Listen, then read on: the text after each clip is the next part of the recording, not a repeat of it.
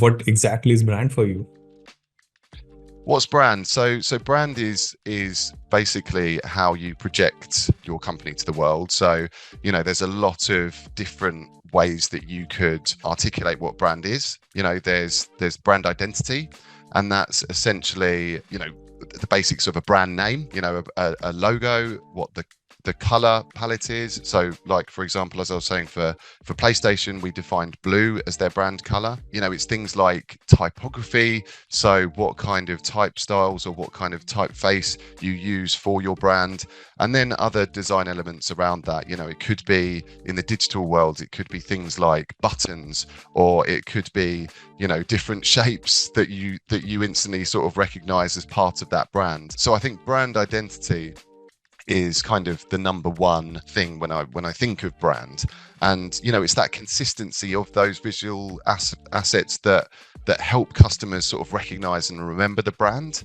And I think, when we talk about brand building, you want to set those kind of rules and set those tools, but you need to use them consistently in order to raise awareness and kind of build your brand, and for customers and consumers to recognize it and feel trusted. But there's loads of other things that come with brand. There's brand positioning, where you position yourself in the market. It's brand messaging in how do you have a clear and consistent message to your target audience. It's brand values, it's your mission, it's your personality. It's things like content marketing. So, how you produce content to project your brand.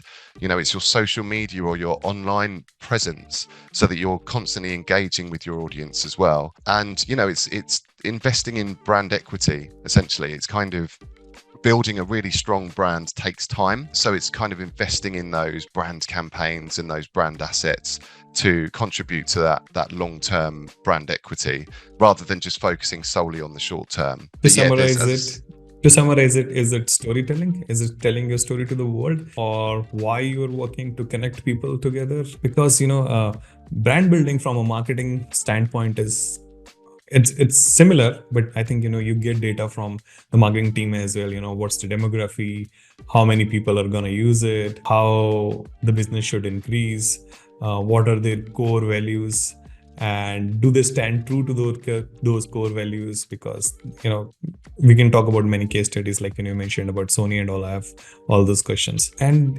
I've heard that.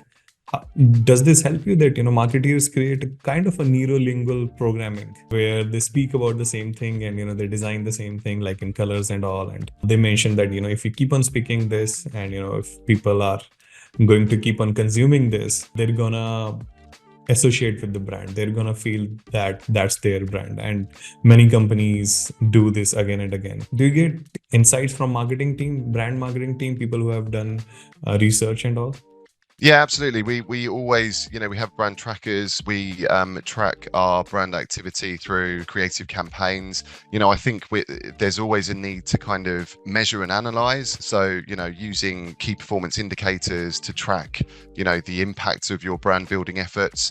We need to continuously analyze the data that we have to really understand what's working and what needs improvement. And I think, when it comes to brand and brand building, you also need to be able to kind of monitor all of that, but also adapt. So I think, continuously monitoring, particularly, the feedback that you're getting, but also things like market trends and, obviously your brand's performance, but just be ready to, adapt and pivot your brand strategy as needed to stay as relevant as you can and, competitive in the market. I think that's the really key thing, is that yes, it's always about making sure that you're tracking what you're doing and seeing if it's performing, but just having that flexibility to pivot and adapt where needed. And I think it's also really important these days to recognize the role of online presence and social media in brand building. It's all well Absolutely. and good kind of listening to, or kind of gathering all that data and just using data as a way to answer questions and move on to the next thing. But actually, I think there is a bit of a human element involved in brand building, and I think just kind of putting your brand out there and actually hearing the conversation and reacting to, you know, your target audience and listening to what they want and what they need, and also just making sure that, you know, you can connect with your audience in a meaningful way, and share your stories to, you know, a global audience that want to listen. So I think it's a kind of balance of, you know, reacting to the data, which is very important. You know, that's facts and figures. That's telling you, you know, is it performing well or is it performing badly?